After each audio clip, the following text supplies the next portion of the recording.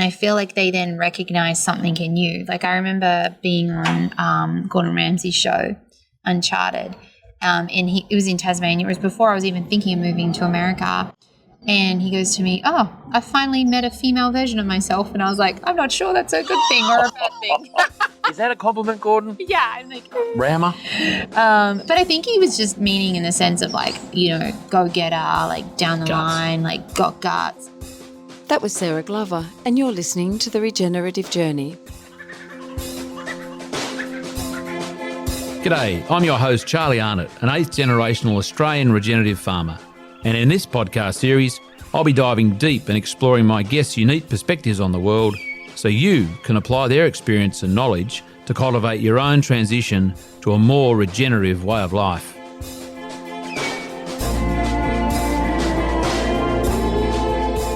Welcome to The Regenerative Journey with your host, Charlie Arnott.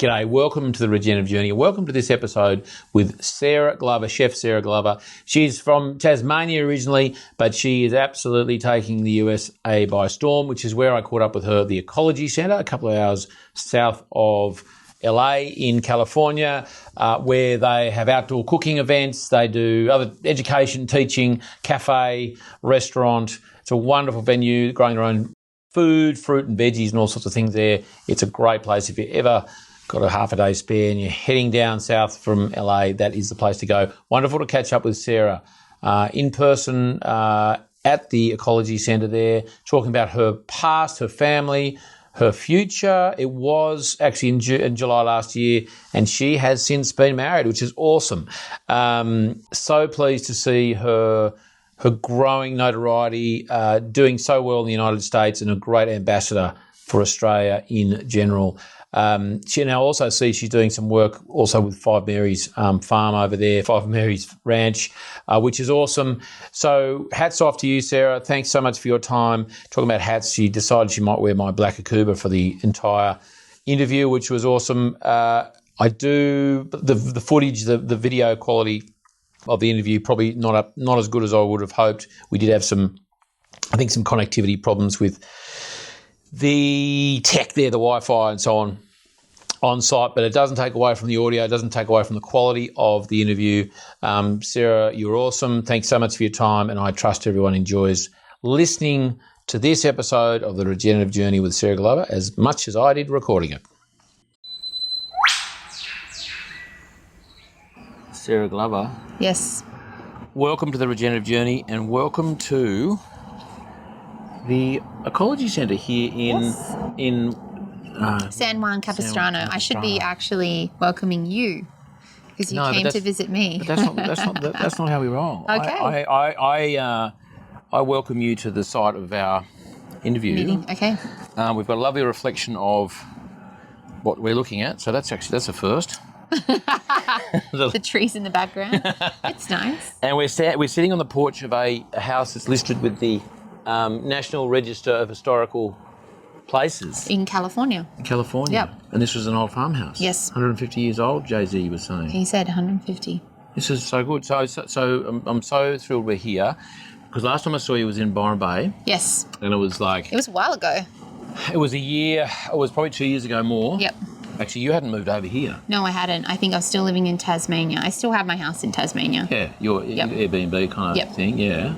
And so we'll get to why you're here very shortly. So lovely to see you again. Yes. You've had a bit on. We've only been here 2 days, and I saw that you were doing some. You often are here doing your cooking on the pans. My fire cooking. Fire cooking. Yep. Look at all the notes I've got for you. Oh, what? It's coming. It's in my head. Okay. No, I because if I don't know someone, I do notes. Yeah. But if I know someone, I don't. Okay. Yeah. So I know enough about you. I Googled you. You were young and needed the money. So, no, we're just going to roll. Sarah, lovely to be here. This is amazing. Why don't you tell us about where we are exactly here? We've had a bit of a look around the veggie patch. So this is so I first came in contact with the Ecology Centre maybe 2.5 years ago. I was shooting a commercial for Thor Motor Coaches, so they do big RV fit outs, which RVs are like a Sprinter van kind of scenario, or some of the big like Jayco camper vans and stuff. So they had employed me they basically did a story on me, and they flew me out from Florida to California. And one of the places that I was on the journey, I was fishing and hunting and meeting people in the community, and then we did a big cook-up here at the Ecology Centre. First time here? First time here. Oh, and wow. I was like, this is amazing, this is so cool. And at the time I had no desire to move to California. And then... So hang on, you were in Florida? I was in Florida for 9 months, or 10 months before I moved to California. Yeah. And then I moved to California. I came up to the farm, and Jay-Z met me, and he was like, do you want to do a dinner with us? And I was like, why not? So they host, so it's a 20, how many acres did you say it was? 27 acres? 28. 28 acres of regenerative farming. It's like a community farm, so they have a farm stand, they have a cafe, they have an outdoor kitchen space where they host weekly dinners where they'll raise money for because it's a not-for-profit farm here. They also host like kids camps, and I host workshops here, so it's very much a place for the community to come. Full-time chef, Doug? Yeah, Doug's there's a bunch of full-time chefs here. They have a apprenticeship program that people can come and learn how to farm, grow veggies, all that sort of stuff. And so I've just been a friend of the farm for 2.5 years now. I volunteer my time and cook, and they let me host workshops here, and it's a great exchange. We saw where the fire pit setup is, or the fire. What do you call it? What do you?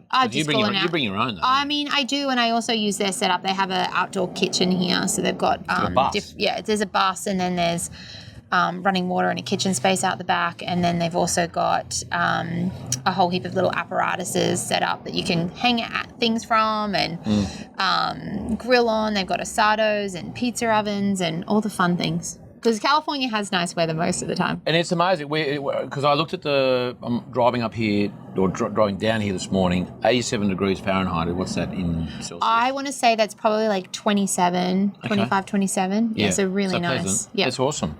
I missed, what's June? June gloom. June gloom. We're in July, the sun is shining. I actually thought it'd be a lot hotter, but I'm glad it's not. Well, it's hotter where you're going, but it's nice here. Into Memphis. Yeah, you're going to some central and places. Georgia's like really Georgia gets humid. Yeah, steamy.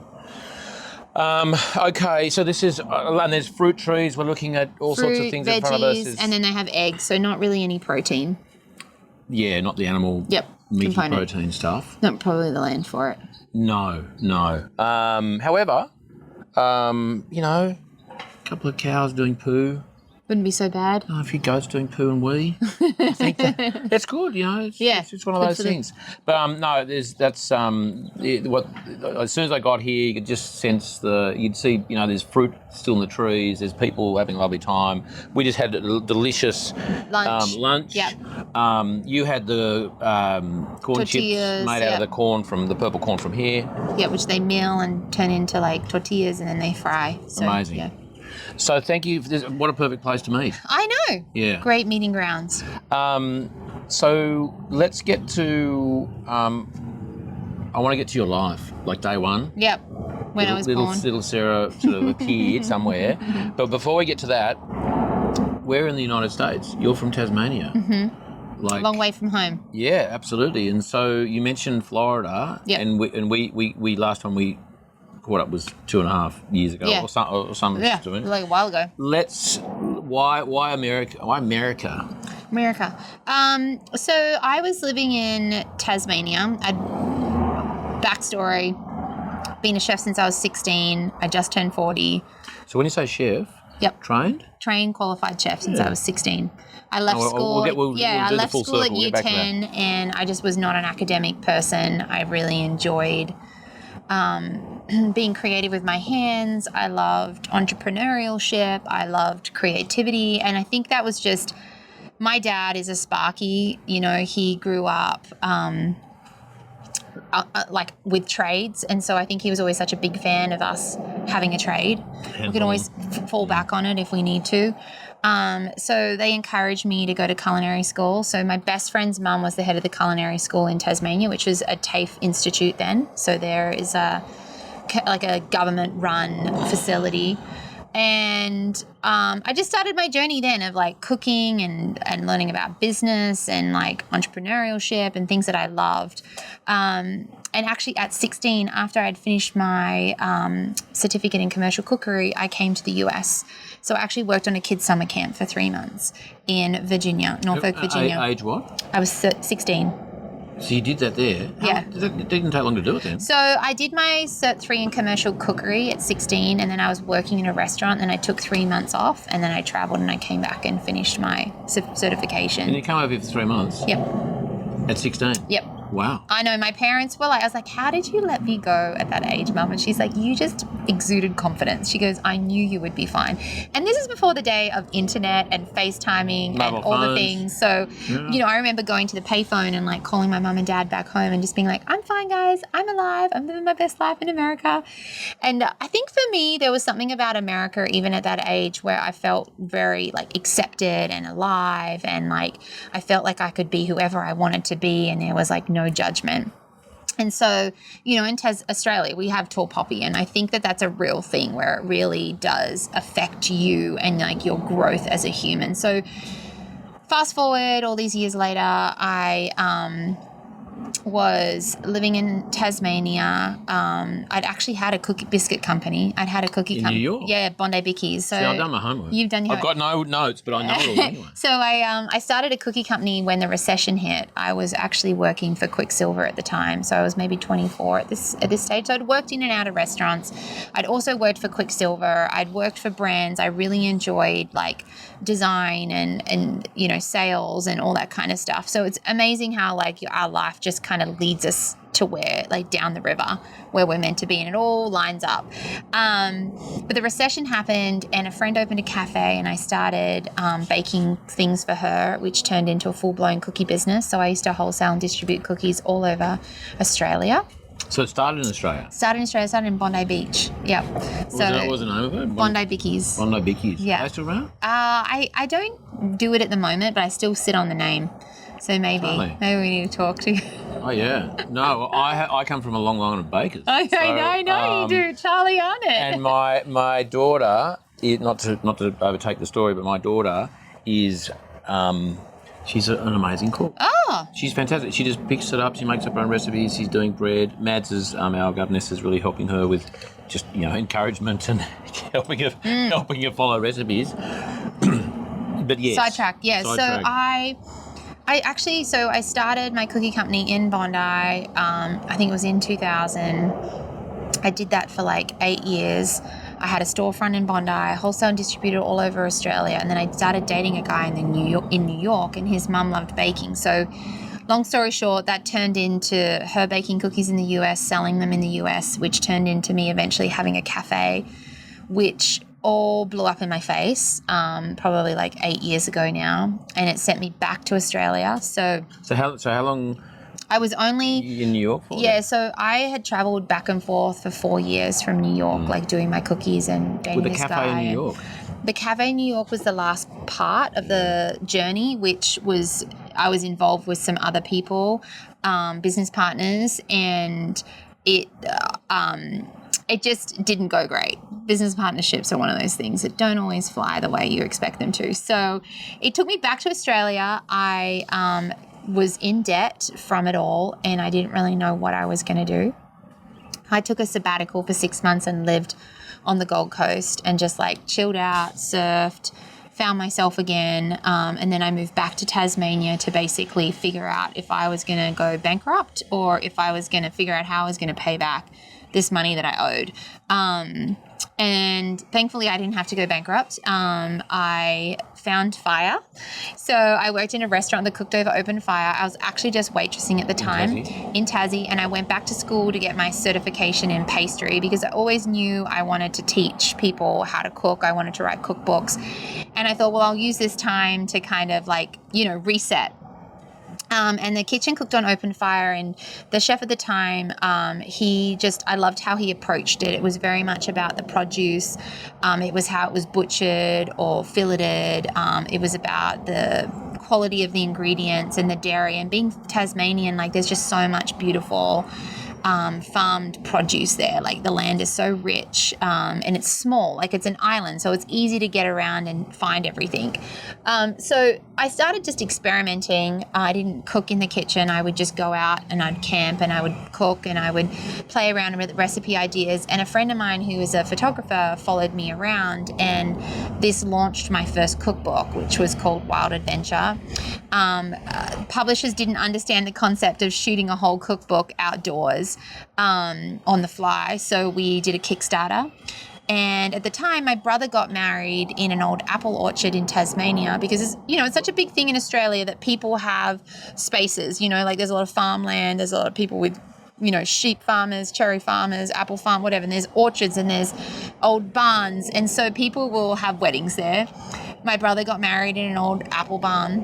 Whereabouts in Tasmania? In Tasmania, in Huonville. Oh, cool. So all there was a little, picket for water and some electricity. And I was like, well, I guess we could dig a hole and light a fire. And my uncle, we all hunt. And so he had some kangaroo meat.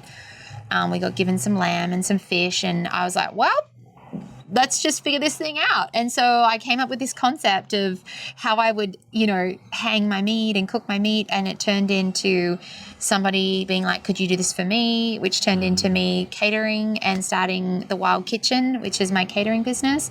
And I paid all my debt off, wrote my first cookbook, and that took me on this trajectory of sarahglover.com.au. 6 years ago? Maybe seven or eight. So I've got 3 cookbooks now. One's a kids adventure cookbook, and then the latest one is about me exploring the USA. So in all of that, I think I had been I was like, I'm done with the US. I failed. This is not my dream anymore. And then I broke up with my boyfriend. And I was still in my little house in Tasmania looking out on the water, and I was like, I'm going to die a cat lady here unless I get out. So I was like, I need to get out of Tasmania. I felt like I'd become a big fish in a little pond in Australia, and I was like, I've kind of done everything I can do here for me personally. And America just seemed to feel right for me. So it was kind of when COVID had happened. I'd lost a lot of my business in catering. Everything was, taking a different turn in our lives. So I applied for a visa, and I got a special talent visa, and I moved to Florida. An alien of extraordinary talent. Yeah, basically. That's what they call it, isn't it? Yeah, no, totally. I think it's a classic. They use that. And that was how many? 4 years ago? 3 years ago now. Yep. So you moved over here. You moved to Florida. I moved to Florida because, excuse me, I have some really good friends of mine, and the US was still very shut down because of COVID. So, excuse me. Actually, isn't that interesting that in that period, so you actually applied for it in COVID? Yep. And they went, yeah, sure, we shut the whole country down, but you can come over here. It really wasn't that easy. I had to write to the government, and I had to get permission to leave the country, and I basically had to sign a waiver that I was okay with not coming back. Really? Yeah. So that was a big step of faith for me, just to be like, YOLO. You were driven though, clearly. What was telling you that was the right thing? I don't know. I think I just I believe in a divine power. I believe in God. I believe in being led, and I just really felt like it was the right move for me. I just felt really peaceful and everything lined up. It doesn't mean it wasn't easy getting there, but it just seemed like the right moment in time for me to go and to also grow as a person and to grow as Sarah. And I'm not married, I don't have kids, I didn't have a lot of I'd paid my debt off, I'd had a small mortgage on my house, and I was like, well, if I'm gonna go, now's the time. I can always come back, well, supposedly, even though I said I signed away with saying I'd be okay with not coming back. So when were you last back? So I was actually just home in March. I renewed my visa again. They let me in. Well, obviously the borders are open now. Wow. So are you going to, citizenship, residency? No, I'm not. I'm really happy. I mean, I'm on my special talent visa. I don't know whether I'll stay here forever, but for now it feels right. I just applied for a new 3-year visa, so I can always go back to Australia if it's not right. I still have my house there and stuff, but there's been a lot of growth opportunities. Like, I think as a person and as a human, I feel like I am like a better human here.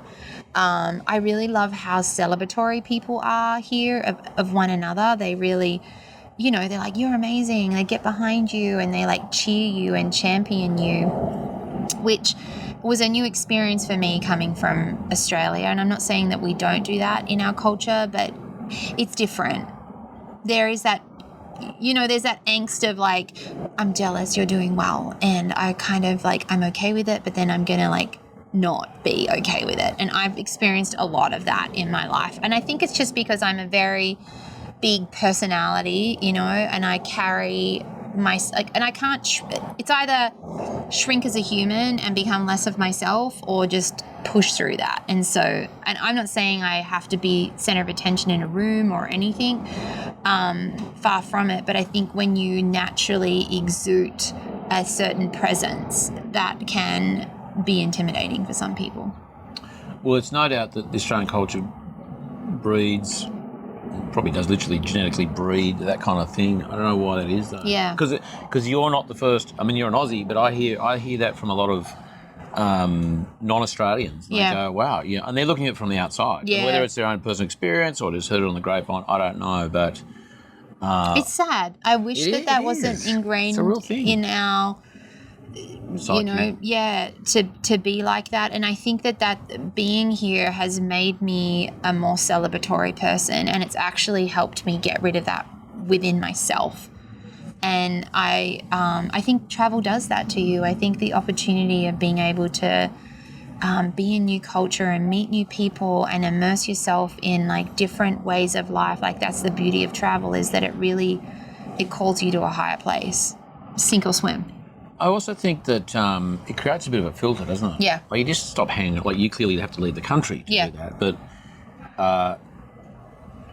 just not being around people who are with that attitude it's just like you can either put up with it, or you go, you know what? Thank you for helping me make a decision about where this relationship goes. And you can't really like hold bitterness in your body towards that people or things. Like I think you need to be very mindful of. We're on still. No, all good, yeah. You need to be mindful of like how you're carrying yourself in that space as well, because it can affect, you, and like that's not a good thing. So there's like a challenge to like look within as well. Yeah, it's what pain is. I say it a lot because it's a bit of a cliche, but what is a cliche? It's an expression that's kind of relevant. Yes, overused for good reason, but there's no growth stimulant like pain. Yeah. The challenges are what sends us to America, or out of New York or whatever it happens to be, and they're the inflection points which we need to literally be challenged. Otherwise, comfort is not necessarily a good thing. No. Living in a and I think for me, like some people love that, and I think I don't really judge people when they choose to be in that space. But like for me in my house, I was like, okay, it's so nice, it's so peaceful, it's so calm. I'm not growing as a person here, and I'm gonna literally just sit here and not do anything with my life. And I'm not that type of person. Like my great grandfather landed in Tasmania because he was a whaler. Like, I mean, we're adventurers. Yeah. That's cool. It's like in our blood to like go out hunting. Yeah. Wow. So you don't like get the urge to go out in the boat and just like try and find some whales out there? I mean, I'm not a whale, but that would not be right. Well, not that we can talk about here. Yeah. Well, interesting. I actually met a guy that from the National Geographic. He he was the filmmaker documentary guy for all the series on the whales and the orcas and stuff. So I told him, I was like, hey guys, you know what? I'm kind of thankful for those guys. They've given us so much, you know, the ability of what they had to like hunt these animals was like incredible. Like the knowledge that they had in how to find them without anything. So not saying that how they hunted them was necessarily right or humane, but you learn with the times. But you know, also it's part of what it, you know, we can't go back and right that wrong. But I totally agree. And also, like, okay, back then they had to eat. They had to power. They had to, you know, a source of light. So the oil, they would burn in the streets. You know, you know, lands and in their homes and that sort of thing. I mean, it was like a necessity in a way. It's like, wow, this is a massive resource, and you know, they weren't thinking about the ecological implications and the consequences of that. They're just going, I need to eat. But also, like, manpower. Like, it was all, like, there was no mechanics. No, those little boats. They took out a little boat and a harpoon. And this massive thing. And so no wonder so many of them died. And, you know, I go to, when I think of that, I got goosebumps. When I go to that sort of thing, I think about what our ancestors, our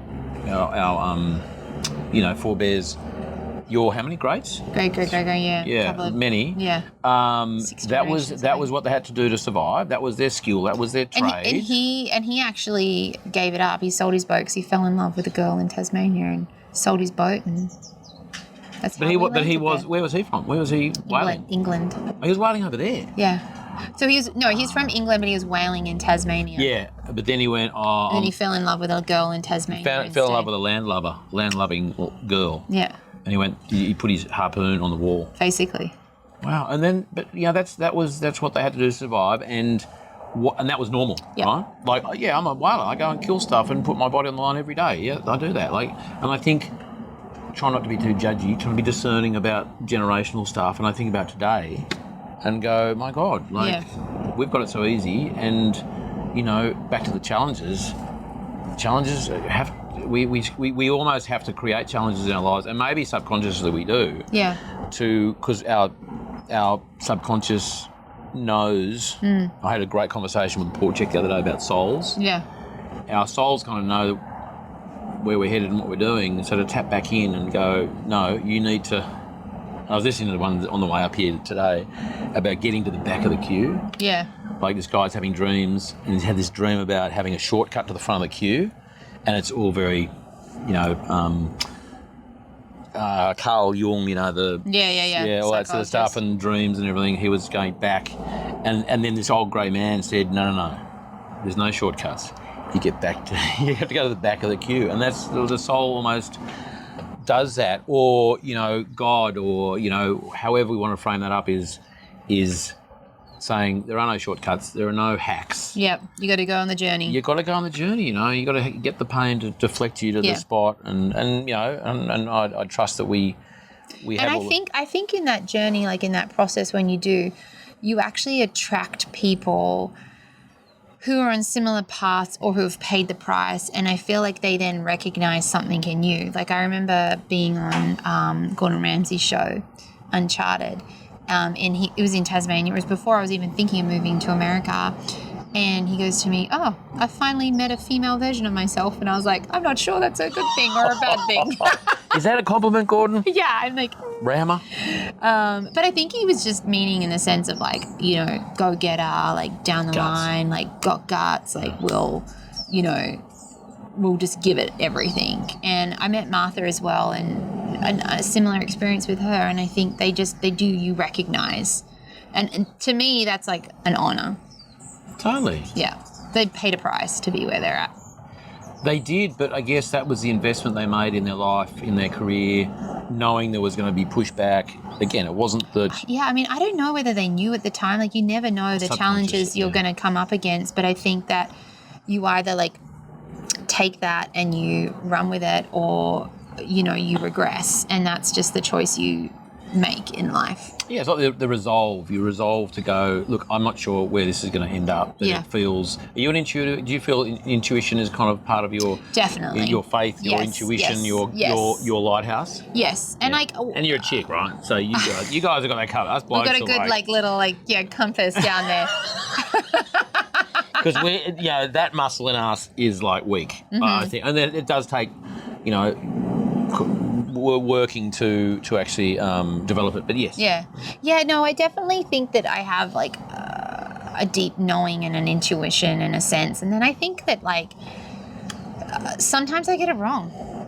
Put myself out there and fall back, or I've not done the research I've needed to do to I guess support myself. Like even when I came to America with my cookie business and had the bakery and things, the coffee shop space, though I got done the dirty on in that experience, I also could have set myself up for a win, and I didn't, because I rushed the process, and I was like, that's it, I'm in, I'm going, let's go. And I could have done certain things that contracts and different things that would have helped me not fall as hard as I fell. And that's just because there's that part of me that trips myself up, and I'm very fast. I'm like, yes, let's go. Yes, and that's a strength and it's a weakness. But it's momentum too, isn't it? It's like if But I think you need to, yes, there's momentum, but I think you also need to trust the process of when I put a boundary on myself that this is what I need, that it's okay if it doesn't happen. It just, boundaries are a big thing that I've learned. And it's not so much that you put them on other people, you put a boundary on yourself. Yeah. So you're good at saying no? No, I'm terrible. Oh. Yeah. Trying to get better. Yeah, okay. I mean, do you wish you'd said no to this interview? No, we're having a great old time. We've got some Timbits, stole a hat. Got a bandana. So okay. Is that an example of your I want to go, we are so nowhere near day one of Sarah Glover, but that's fine. Tell me about it never goes to plan. No. Tell me about business. Yep. The business you got in, you don't have to give us all the detail and names or whatever, but in terms of what did you learn about that? Were there times you should have said no or yes when you didn't? Was there, I guess I'm looking for our listeners and viewers to understand a few Sarah Glover business tips. What did you learn at the time that you would not have done or you do differently and you would suggest? I think so for those of you that don't know, obviously I'm a chef. I have a catering business called The Wild Kitchen. I have an Airbnb. I write cookbooks. I'm a brand ambassador for a lot of brands. I have a YouTube, all the things. So I have a very multi-stream kind of business, I guess, and it all channels into Sarah Glover. .com. You don't put an E, I do. Well, it's got an EU right now because I couldn't get the .com. Is there another Sarah Glover? No, well, I think there might be, but I think there's just someone holding the name. So if anyone knows, send it my way. Did they just see you rising star and went, oh? No, I think they just pick I don't know, whoever these random people names. Are, they just pick random things and then they just hold them so they can get lots of money. And then you get to a point, or someone gets to the point and go, oh, okay, I'll give you $50K for that. Yeah, exactly. Isn't that ridiculous? How rude. That's so rude. See, that is not, that for me is, unethical or whatever, but it's I don't know, is that karma's, I'm a big believer in karma. Yeah. Things catch up with you. They do. Business ethics. Yep. Back to you. Back to me. Yeah, so when I took the leap to come to America, I don't think I really thought about the fact that I was actually starting a whole new business. I mean, I was known here in the US, but I never really thought about the fact that, hey, I am starting a whole new company in a new country. And I remember getting here and being like, all right, how do I generate money? And so I reached out to a few of my people I'd worked with in the past and some of my brand ambassadorships that I'd already had, and Yeti and Traeger and these things. And I was like, hey, I'm in the US. Does anyone want to work with me? And then I literally just waited for the phone to call. I was just like, all right, waiting for that email, waiting for that phone call. And then I slowly started to get momentum and build up that, side of my business here in the US. So it's taken a long time. I feel like I'm kind of just hitting this little bit of a trajectory right now of success. 3 years later. Through hard work. Oh, And, bloody hard and work. reputation, Yeah. and being an example of And then someone bloody that, good, like, tasty food. and delicious, tasty food. And, you know, the whole thing, I just love the fact it's on fire. Can I look at your hands? They're not very calloused or I mean, they don't look like they are right now. They're actually in pretty good shape, but I'm about to head out on the road and these things will be roughed up. But I can pick up something. I've got a few scars, but like, I feel like I definitely have asbestos hands. Like I can pick up things that you wouldn't be able to, for sure. Yeah. So business tips. So back to one step. But you're an example of. I'm not surprised that you are brand ambassador and you have good relationships, because you speak your truth and you are an example of what you do. Yeah. And cooking over a fucking fire. It's hard. Is hard work. Yeah. You're so sweating, I specialize. I think like when I moved to the US, I definitely was in the trajectory of more doing like brand ambassadorships and photo shoots and recipe development. Whereas now I'm like focusing on the immersive cooking experiences. So like big live fire, immersive, artistic, creative cooking experiences out in the wild. So for Green Feast here, they have a big fundraising thing. I did fish on logs. So I did 12 massive yellowtail. I saw. Yeah. So which are like kingfish in Australia, but they call them yellowtail here. So they were like, you know, they were probably up to my waist. They're like 20 kilo, you know, yellowtail that I nailed to a log and lined them all up in a big long line, and everyone walked past it as they like went out to the field for their, you know. It's theatre, isn't it? Yeah. And that's what I love. I love that theatrical experience that people are like, whoa, like what is this? Like this is a whole animal and it's got eyes and it's got scales and, you know, it's nailed to a log, and how's that going to taste, and what that's, you know. And I ended up serving it with a goat's milk creme fraiche tartare. So there's a local guy here that has incredible goat's milk, and I made it was beautiful, like green creme fraiche tartare with the yellow tape. You pull the skin back and then you just get these beautiful juicy chunks of flesh, and then just serve them with a little bit of salt, lemon. And it's education, right? Yeah, it's education, because I think people, like, I just did a big photo shoot for Modern Huntsman. Shut up. Yeah, which is a big hunting magazine here in the US, and they're launching a cookbook next in 2025. I was one of the feature chefs, and they were like, well, what do you want to cook? What recipes? And I was like, well, I want to do whole animal. Jesus. I was like, I want to do a whole animal. So we went and hunted all of the animals that I cooked. So we did wild pig. That's great. Yeah, we did axis deer. We did quail and pheasant. And then I also had foraged like some Nepal has like cactus pads, and I hung them all, and there was all these oranges we found on the road. Where was this? So we hunted everything in West Texas with my friend Josh, who has Spoke Hollow Outfitters. And then the whole photo shoot was done in Joshua Tree at a ranch out there. Shut up. It was a massive production. But it turned out fantastic. And I also built all of the apparatuses that we nailed all the animals to. So we harvested all the wood that I made the Asado crosses out of, and we found actually an old chuck wagon, like a horse brace that I hung the deer from. And I really wanted people to connect with the animals, so I'd like left the face on and the hoofs on, and like it was very like confrontational. But those guys, the guys and gals who went, they would have kind of expected that, though, right? Or were they going, oh my God? It was photographed for the cookbook, and then we also did a big video piece on it as well, so that will come out in 2020. But there was it was a proper event. Like, no, so it was just a photo shoot, and then we invited some local people to come and join and eat all the food. To get the crowd vibe? It wasn't so much about the crowd. It was about shooting the recipes in like a very like, you know, unique way.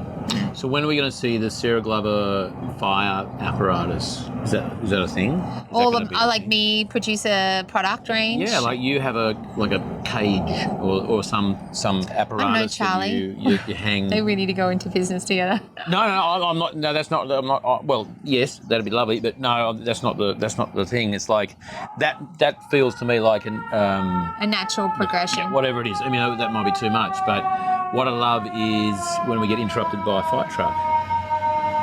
Yep. Welcome to California. Is that a kitchen? I don't know. A kitchen fire. Hopefully not a bushfire. So, no, I saw the other day, and I cannot remember where it was. Maybe it was you.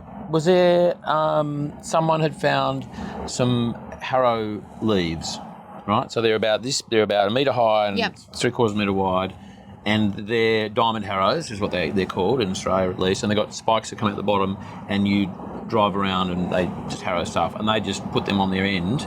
And they had strapped, I don't know what was, I can't remember what to it. That's cool. Was it? Yeah. It was. No, it wasn't me. It was just the same thing, use of farm stuff that's lying around that's iron that can handle the heat and is somewhat of a frame to cook meat on. I mean, I'm just always say to people, as long as it doesn't fall in the fire. Use it. While we're on that, is there a favourite meat you like to cook? I get people ask me all the time, they're like, what's your favourite recipe? And I'm like, that was my next question. I won't answer it. Don't answer the question. My favourite meat, I don't really have a favourite protein. I think that, like, everything I enjoy for different reasons.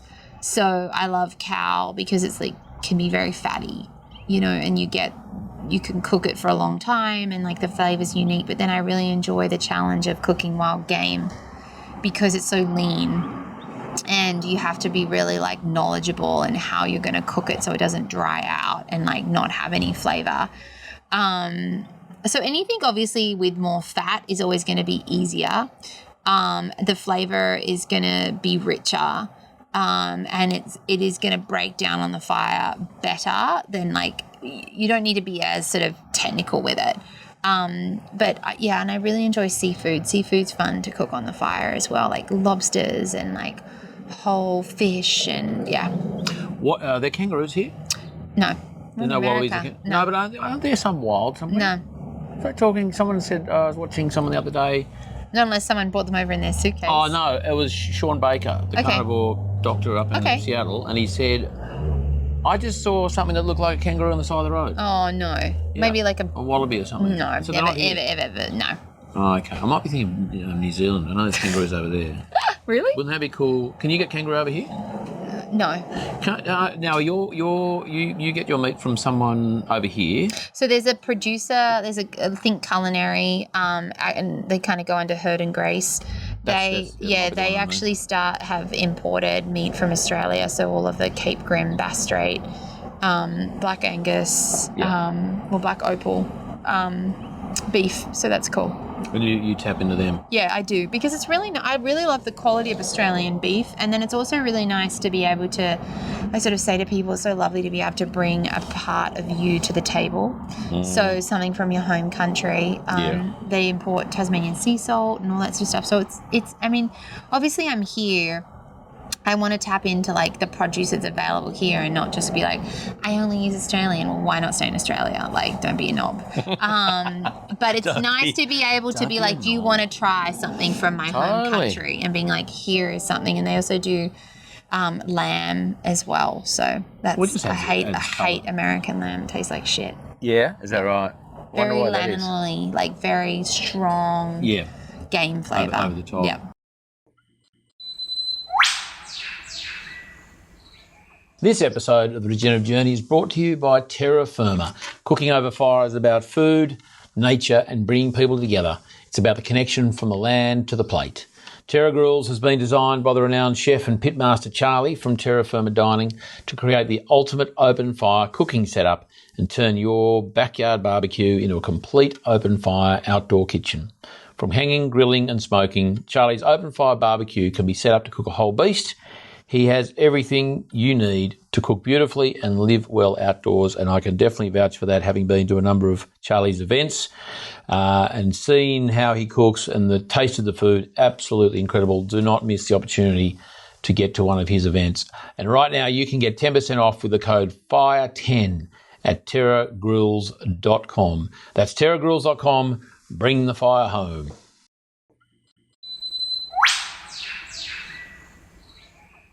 Oh, we have to take it back to day one. We're already 40 minutes in and we haven't even touched on day one. That's not to say this is going to turn into a three-hour episode, by the way, but let's go. You've given us a really good overview.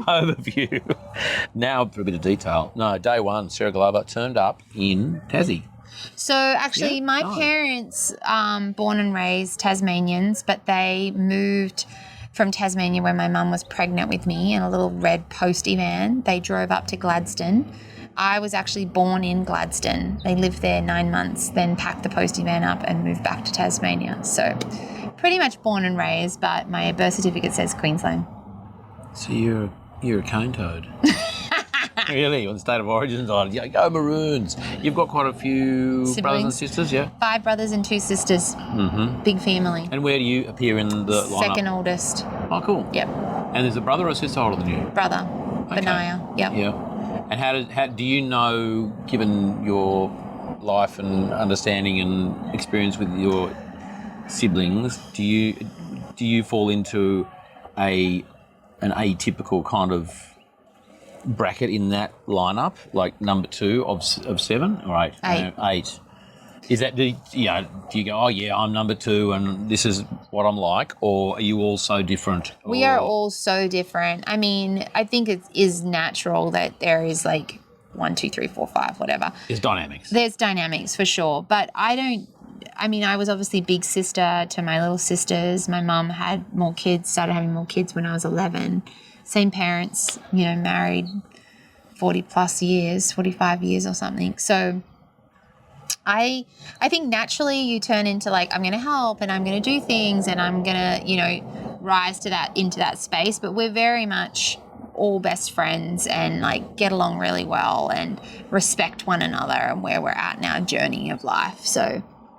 And are any of them over here? No, most of them are all in Tasmania except for my 2 youngest brothers. One lives in Western Australia studying art history, and then the youngest, Tobias, lives in Melbourne. He's doing fashion at the moment. Yeah, cool. So back to Tassie, grew up on a farm. What was the situation No, there? not a farm, sadly. That would have been great. So my parents lived in Lauderdale, so in a little beach house, and then they sold that and moved to New Zealand. We lived on Great Barrier Island for a year when I was like 9. They did a course over there. They were sort of, OG hippies, like trying to work on themselves and their journey and their marriage. And we went to a Maori school and, they sold everything and were like, let's send it. And then they just felt like they were going to go to Canada and decided that they needed to come back to Tasmania and keep, working through their stuff. So they moved back to Tassie, and that's when they had more kids. And that's how we ended up in Kingston, which is down the channel. Kingston? Yeah, so it kind of goes Hobart, and then you go down the southern outlet to Kingston, Blackburns Bay, and they built a house there. Yeah, cool. And that's where they still live. And school? Homeschooled. Good for you. Yeah. Can you tell? No, I love it. My daughter Lila. I mean, it's cool now. Back then it wasn't cool. People were like, oh, you're homeschooled. Yeah. Why not? What are you hiding? What was the I think it was very much related to like religious control too. Oh, they reckon all those. Yeah, a lot of people like weirdo homeschoolers, But now it's like trendy. All siblings doing it? So we went to school. So the reason we homeschooled was my parents had us in school. They wanted to hold me and my brother back a year because we weren't doing so well academically. And they were like, well, you guys mustn't be doing your job properly. So they pulled us out and homeschooled us. And then obviously when they had more kids, they decided that they would continue homeschooling. But my mum had helped. So there was one lady who they were actually pastors of the church that my parents go to, and his wife is like super smart. They'd run a university before, and she offered to tutor us. So we would ride our bike down to her house, do the curriculum, and she would oversee it. And while my mum was having all the babies, and then just slowly, yeah. Do you think your homeschooling, I mean, definitely, you know, if you hadn't, I'm sure there'd be a different trajectory and God knows what, but what were some of the, I don't know, the benefits or the things that was set up in you as a character, as a person from homeschooling? That you think homeschooling kind of brought to you? At the time, I sort of did it kicking and screaming. I didn't really want to homeschool. I was a very social person, so I kind of enjoyed being around people. But now I look back and I think, so we had to get our schoolwork done for the day, but once it was done, we were free. And so it gave us a lot of time as kids to like go run in the bush and like go pick blackberries and try and sell them to the neighbors. And so it gave us a lot of autonomy and a lot of freedom. Also taught us a lot about like responsibility and like setting yourself goals and sticking to them and achieving things. So I think it suited my personality really well. I think homeschooling keeps you innocent as well for a period of time. Like I was just hanging out with my brothers and surfing, and we had friends. I was actually a lot of people like, what about your social side? We were involved in a church, and then also I was part of a kids choir, like a community choir. So I used to travel with the community. That community choir took me all over Australia to different Indigenous communities, and like, I mean, I was fine, you know. I was like, I'd make friends with anybody. Like, I loved like people, and that was not an issue for me. It was actually probably the opposite of like, she's too involved with people. She needs to focus on doing some schoolwork. Focus. And also just for me, I'm like, I've got a little bit of ADHD, a little bit of dyslexia. Like I didn't fit into the system, and that's the problem. I think that. I mean, look, I'm in this mindset of like, is ADHD really a thing? Because I feel like there's so many people with it nowadays. Like maybe it's just another human, another type of person, that how they learn and like, you know, how they absorb, and we just, not one shoe fits all, you know. And so I think that's what homeschool allows, is that ability for you not to fit into like having to perform and having to like, measure up to some person's standard of like, this is what it is that you have to be an academic. I feel that Lila's homeschooling is the second year. She is, I have to say, amazing. I'm a little biased, but she's 13. She's going on 14 in a couple of days' time. That's probably going to Memphis so she can have a birthday at Gracelands. And so she cooks and she makes scarves, she looms, she knits, she's made a dress she's wearing on a birthday. Yeah. She, like all those lovely, crafty, hands-on skills. Yeah, I think they're awesome. Just exploding, blossoming. Yeah, and I think that like what is learning, like my mum, you know, for me, I loved cooking and I loved baking, and she's like, well, I guess that's maths. Like you got to figure out how to measure things and duplicate things and times things. And she's like, that looks like a good maths lesson to me.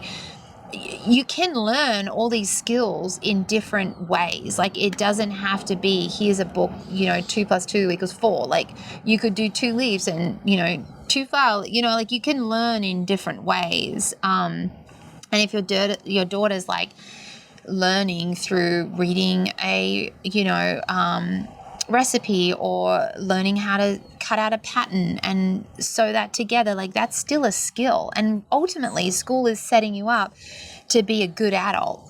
So I think there's so much supposed to, right? I think there's so much emphasis on like, you know, the written stuff. We're losing what it means to actually just be a good freaking human. My stepdaughter, Persia, she went to a Steiner school some years ago, and Lila did Steiner. Yeah.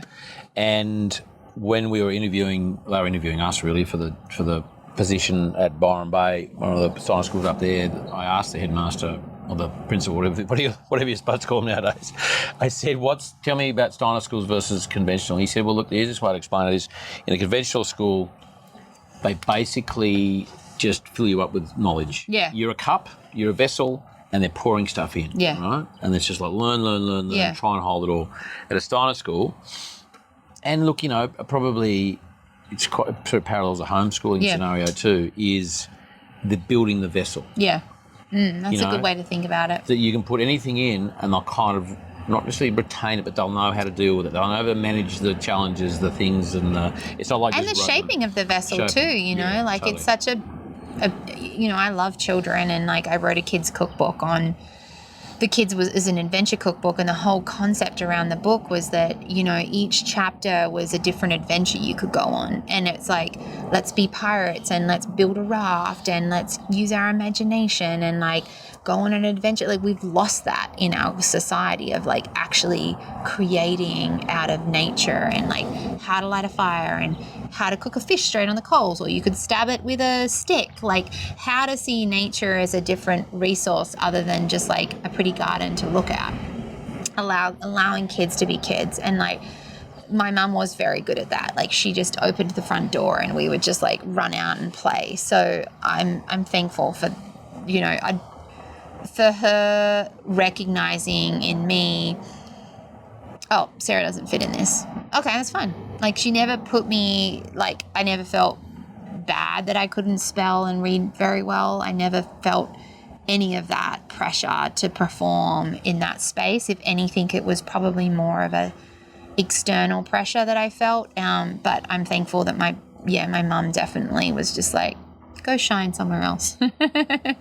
Why was it important to write that book about kids? And you didn't have any kids. Yep. So. And I still don't have kids. You still don't have kids. Yeah. So like that's really interesting that. For whatever reason you want, this is an important thing to do.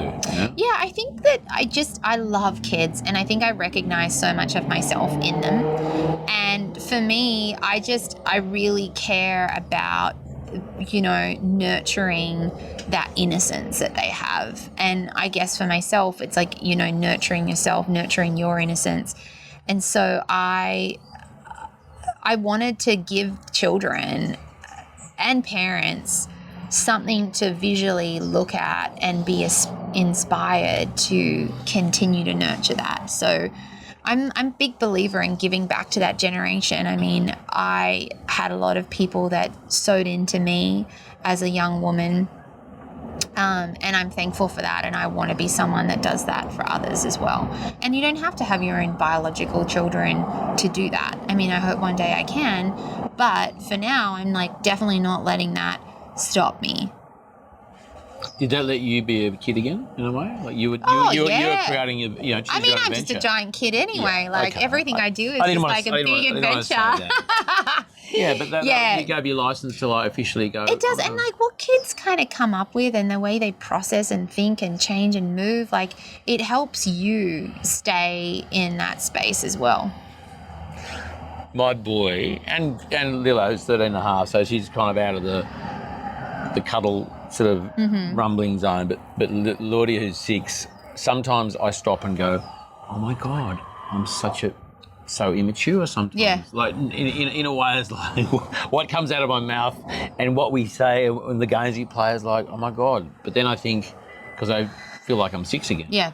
But then there's the kind of the realisation is like, that's actually a really healthy thing. Yeah. Like we don't get too grown up, do we? No. That'd suck. Yeah. No, it sucks. And I don't think just because you're getting older doesn't, like, age-wise, I think we should forever stay young in our, like, play. We have to play. Yeah. Lilla's name is playful in Sanskrit, and that's one of the things that it was important for us, and it's something that we, on our farm mission vision, is like we have fun. Like the last thing on the list of things is like we have fun. And it's not always fun, but... because sometimes it should be though, but like at the same time, like you can overcome things and do things and be like, okay, that was fun. Like I achieved something. Like there's a sense of joy you get from that.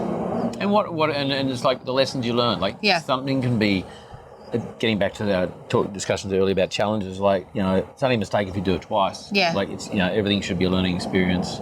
Oh, now talking about learning, I want to go. I know going all over the place. I want to get back to, because there's a gap we haven't quite worked out from like.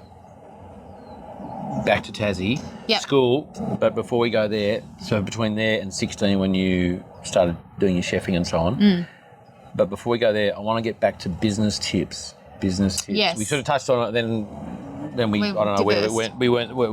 So what did you learn? And you don't have to reference, as I said, specifics about the business in New York, but like with the things that you went, I wouldn't have done that again.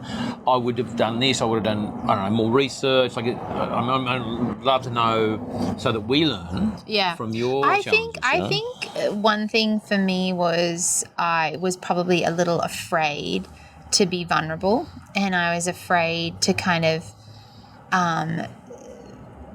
have people help me, and so I kind of kept a lot in, and in doing that, I guess I never really knew whether I was being successful or not, because I didn't really know. And I'm talking probably more in like a financial space of like how to run your books and like how to pay things properly, and like, do you have contracts? Like I kind of fumbled my way through that a little bit. And I think that was the only downfall of like my journey, was perhaps having a business mentor help me a little bit more would have been really awesome. I obviously had it in me to like make money and a business, and you're making money, you can pay your bills. So I was able to do that. But I think I could have had a little bit more help in how to like grow and scale what it was that I was doing, like particularly with Bondi Beers. But I didn't know where to find that. So my dad was like, had his own business his whole life, but he was a sucky, like it wasn't, we're not talking someone that was wholesale distributing a product. I could have gone on, like, gotten my cookies on Qantas. Like I could have done all these amazing things. I didn't really know where to go and find help. But you're the creator, right? Yeah. And I think you have to be careful with that, because I became very personally attached to product. And so it became hard for me to like help. Are you good? Yeah, all good. All right. It became hard for me to let go of pieces of the pie, because I was a little afraid to have people step in and give me a hand, maybe a little type A. So but I mean that's often the thing with a creator, or the person who's the creative, is like, that's not necessarily a skill set they're going to have, and they not that they always covet things, but like that's the passion, that's the drive, the create.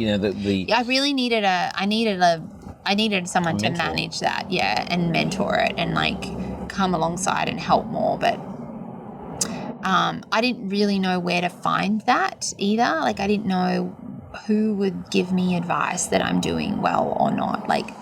Yeah. And so were there other things that, again, without all the details, specifics that you would have done differently? Mentoring. I mean, that's that old cliche that Tiger Woods, who's the best golfer in the world at his peak, he still had a coach. Yeah. Tennis, but you pick a sport, Yeah. I mean, and business coaching is not a rare thing, of course. But was there anything else that, do you think you were naive about some things? I was very naive. I mean, I was just like, Were you like over trusting, do you think? I mean, not of it, but like your personality was like, yeah, of course everyone thinks that they're generous and they're whatever else. I think you're always like, you expect the best of humans for each other. And I was probably a little naive, like when it came to the business in New York, and sort of getting dealt the short end of the stick in that situation.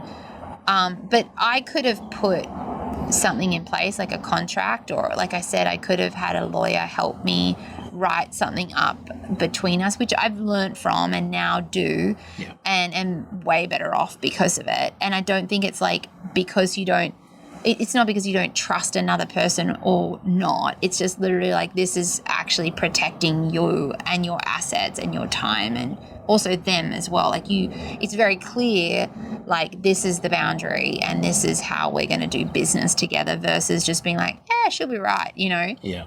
I mean, it's just smart, isn't it? Mm-hmm. It's definitely smart. And just slowing down, like just because someone offers you the moon, doesn't mean you have to jump to take it straight away. Like if it's the right thing, it will still be there in 6 months' time. Let's go back to Tassie, and not living on a farm, but you were homeschooling, navigating the world, large family. What was between that and kind of 16 and getting to that point of going year 10, man, this is not for me? Was there any sort of significant events in that period of time? I don't remember any significant events. I just remember not loving school and having an opportunity not to do it. And so I took that opportunity. And why cooking though? Like you could have done anything, yeah? Yeah, I mean, I just gravitated to the kitchen. My best friend's mum was the head of Drysdale. I think my parents were like I said, my dad was big on having some sort of trade. So that's what, opened up for me. And I think cooking made sense. I'm very tactile. So, I enjoyed eating and I enjoyed flavor and I enjoyed the whole process of building something. But I equally, I didn't like being behind, the closed doors of a restaurant, and I missed having interactions with people. And so I struggled with that dynamic of I love creating, but I don't like just doing life by myself in a kitchen. You're a very personable kind of person. Yeah, so that could be... Well, I bounce off other people's energies and things. So, for me now when I create on a big scale, I work best if I come into a space and I'll be like, oh, this is what I feel, or, I think that we should put it here, or this is someone will be like, this is where we're going to put you. And I'm like, no, we should be over there. And let me set it up here. And this is how it is. And because they think this and I think this. So, I just work so much better in the moment and in the space. And so going to culinary school gave me a lot of mise en place. It gave me the basic backbone of what I needed to know to be able to create. It's like any good artist, right? I would say I'm more of an artist than I definitely am not world-class Michelin star chef. I can cook good food and it tastes bloody delicious. But for me, I get a kick out of seeing someone immersed in some crazy experience that they're just well, that changed my life. Well, you're a performer, right? Yeah, for sure. Yeah. But and authentically, and again, it's all about education, and you're in the zone, they get in the zone via their taste buds, via the smells, and everyone takes from what they want. Some people take more than another. Yeah. But either way, they leave impacted, and that's what's important. So we covered that, haven't we? Yeah. 16... flew the coop, kind of thing. Tell me about politics over here.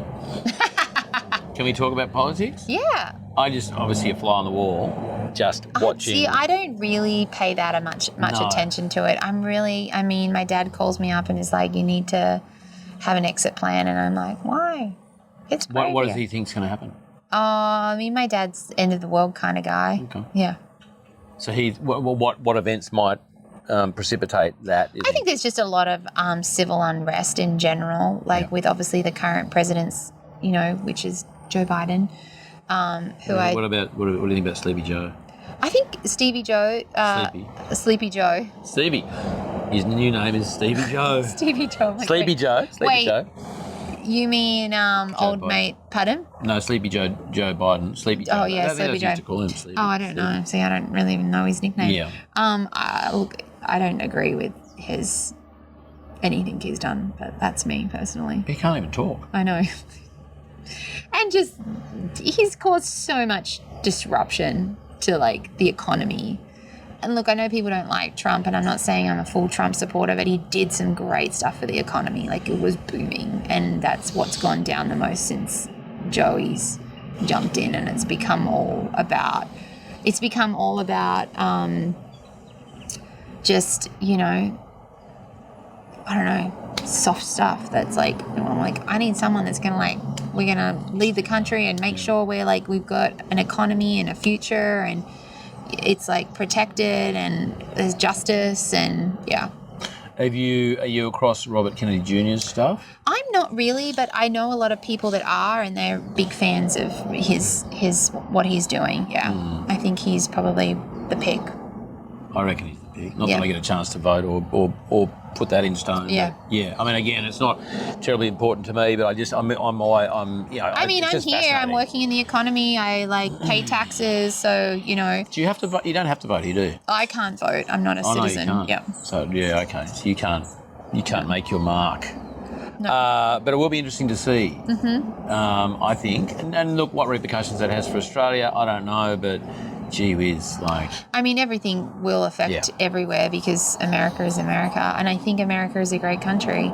I just hope that we can get rid of some of this, people-pleasing mentality of things and actually do what's right and good. I hope so. I don't even know what the election is. No, I think it's coming up. Is it the end of the year? Yeah, end of the year. That debate was a bit of a train wreck. I didn't even watch it. No, I just saw bits of it, and it was like both of them bickering about who can play better golf. Oh, was it Trump and Biden? This is the two of them, and Robert Kennedy Jr. didn't even get a look in, because he's a legitimate. Well, I feel it's sad because he's kind of been censored, which sucks. Totally, massively censored. He's the only president since I'm not even sure which president it was in his term of office. So we're going back decades. Every presidential candidate from that point on, so we're talking tens and tens of years, had FBI or they had security, security. What do you call it? Issue, whatever. When they were a candidate, and he's the only one ever not to have been granted that. It's like, oh no, we're happy for him to get shot like his uncle and his dad. It's like, really? And then what? It just screams like, is that not? Are people not going, that's fucked up? I mean, I think everyone's just censored, which sucks. I don't even watch the news.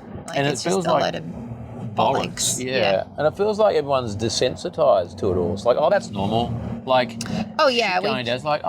it's another day in paradise. Yeah, they've definitely desensitized people from actually being alarmed by shit that's coming out of people's mouths.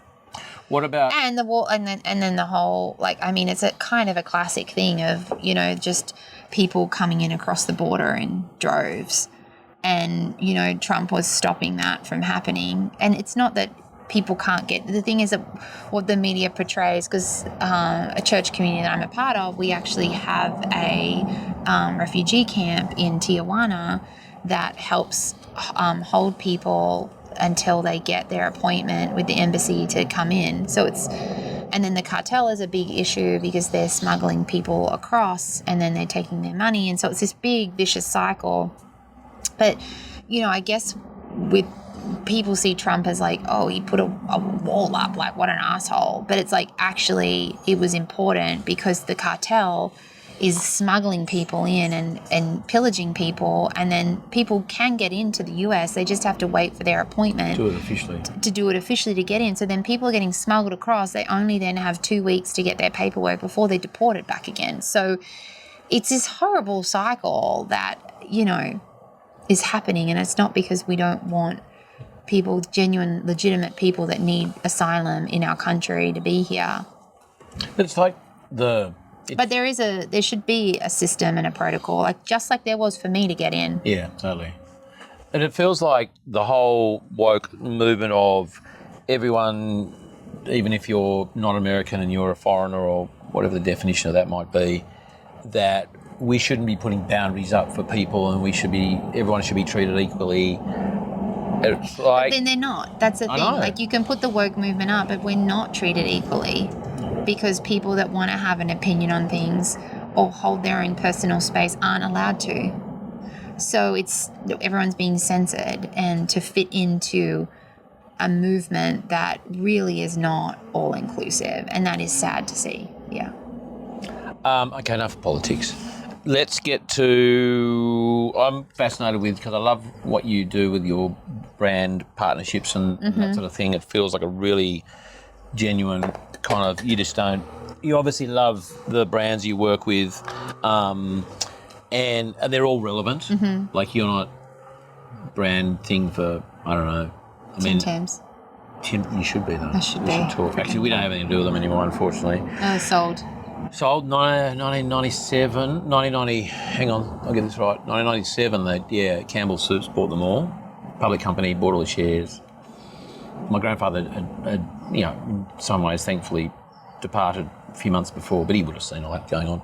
A whole other story. So I can't be an ambassador for Tim Tams. No, well, you could be, but no, I don't have any you pull out, or you'd have to do it totally on your own merit there. But that's not a bad idea though. Yeah. In America, because some people know about I them. love the Tim Tams. I think they're a great biscuit. They are. And Kim Kardashian apparently likes them. I hardly even know who she is. I thought she was vegan. Yeah, They're not vegan. Chocolate? There's milk in them. Is there milk? There's typically milk in them. Anyway. Maybe there's a vegan version. She goes, it's gluten-free or something.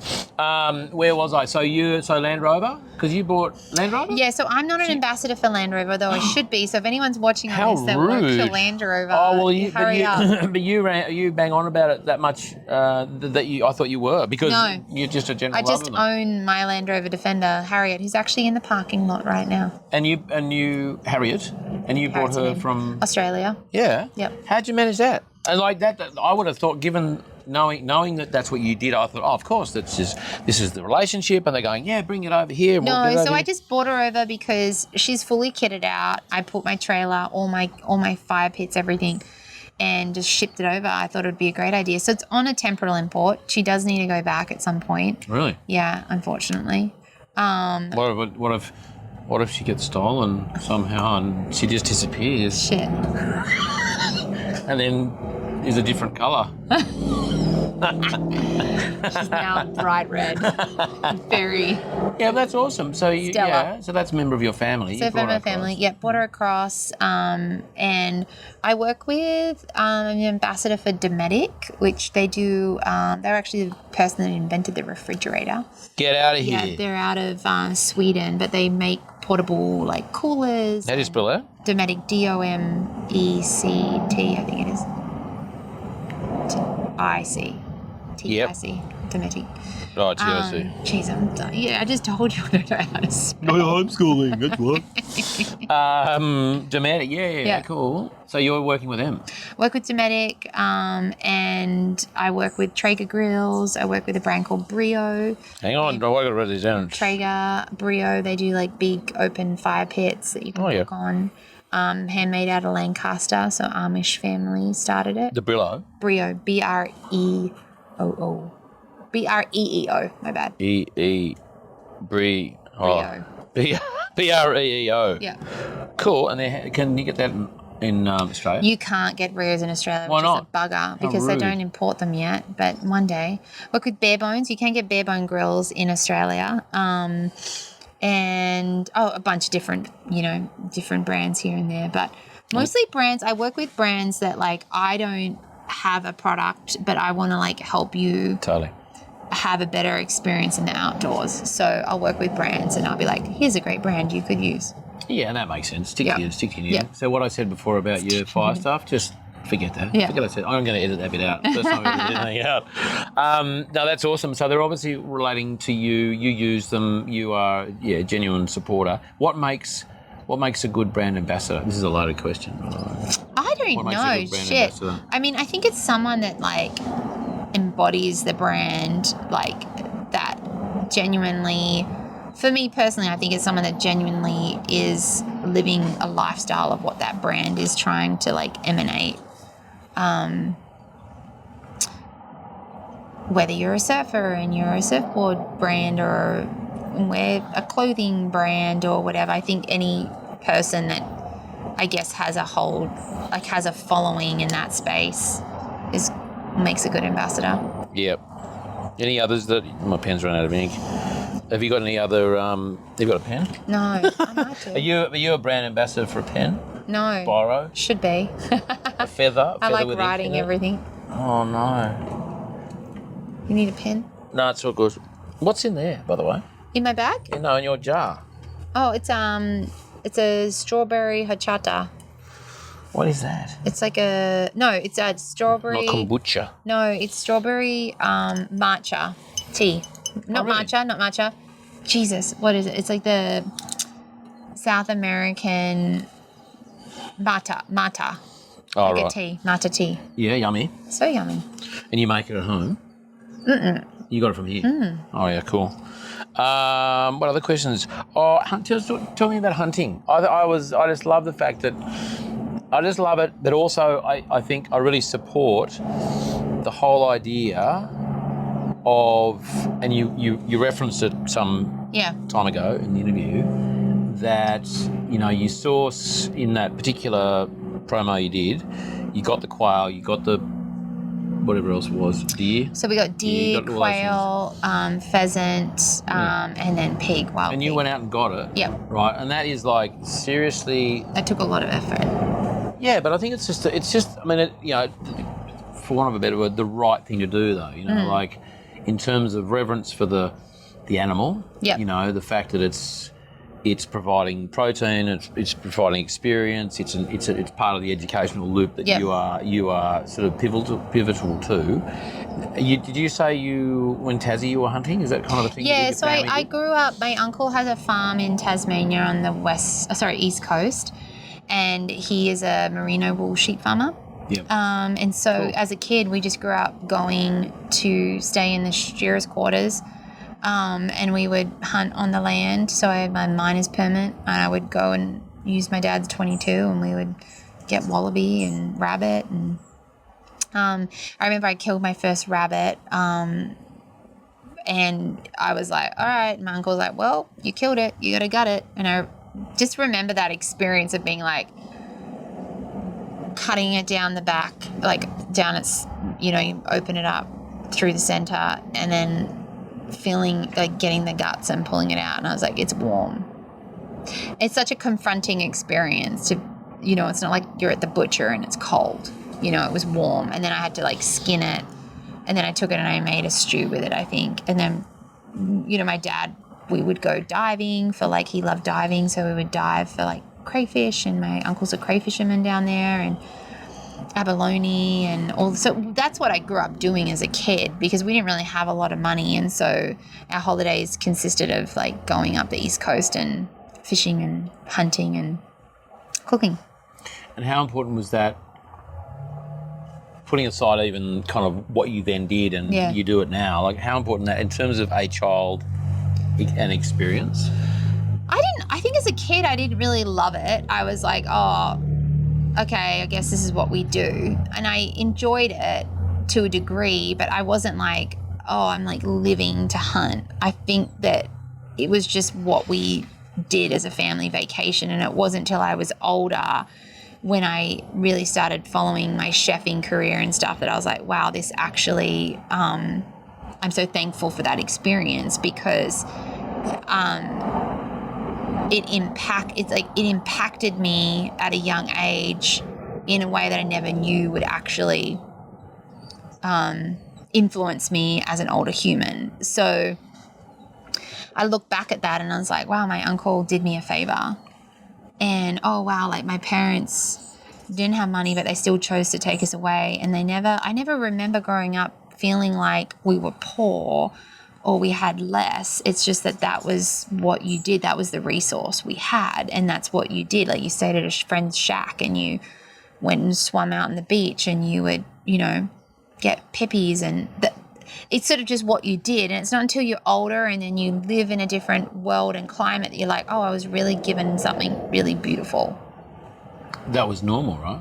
It was normal, and that's what you did in Tassie, and also like I said, travel wasn't a big thing like it is now. And now I'm like, cool, I'm glad I have those skills, those survival skills, because it's aided me now to be able to, and also just like having that kind of like tenacity and can do when my mates are like, let's go spearfishing off Catalina, and I'm like, all right, I'll jump on the boat. Like I know I've got sea legs, let's jump in the water and dive. Like I've been in cold water, dark, cold, murky water, and I also I grew up hunting with somebody else, and I grew up with my dad and my brothers, so it's very normal for me to lean into somebody helping me in that space.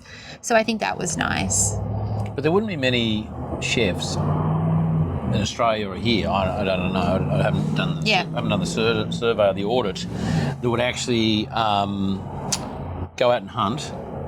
There's definitely more learning now. I definitely follow a bunch of crew that do hunt and forage and gather now. It's become a little trendy to do that, which isn't a bad thing by any means. Like, great. You know, I'm glad more people are aware of that and where their food is coming from and how hard it is to like harvest and skin and kill things.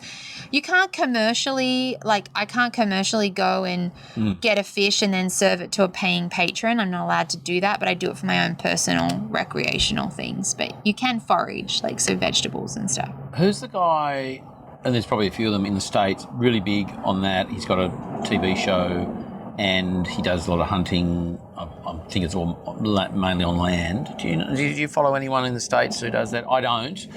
Someone referenced Bear Grylls. Bear Grylls. No, not him. But he's crazy. He's kind of crazy. I always laugh when he's there and he's by himself, and he's supposed to be by himself, and he's climbing this thing, and then like, hang on, who's holding the camera? There's got to be something. I know, right? You're like wait a second. It's like, oh, and then he's, like 3 a.m. He's got the lamp on and he's recording himself, and it's raining. It's like, hang on. Are you sure you're not sleeping in the Land Rover and you just ducked into the tent? Yeah, to have your moment. Where was I going with that? I don't know. I mean, there's a few people that like hunt, and I don't know many chefs that like. There's a few chefs that like hunt and gather, and like, but there's not a whole heap that do live fire like I do here. And definitely not chicks. No, very few. I love that you're somewhat of a pioneer there. I'm just conscious of your time, everyone's time. You've got some work to do. What I want to do, did I have any more questions? Not really. What I want to do now is we're going to turn this off, have a stretch. Yep. Do a wee if you need to, and then we're going to do a quick 10-minute Q&A. Is that cool? Okay. So it's for our subscribers. Okay. Yeah, is that cool? Can we do that? Yep. Pretty standard questions. Okay. Hey, awesome. Thanks so Charlie. much. That was so good. I so pleasure. enjoyed that. Oh, good. We've been talking about this for some years now, and so for it to actually happen. I know, in California of all places. I know, it was just serendipitous, and to be in such a lovely place. So lovely. The Ecology Centre here in San Juan Capistrano. I probably butchered that, but that's all right. Well, you did a better job than me. Okay, Sarah, awesome. Thanks so much. Bye.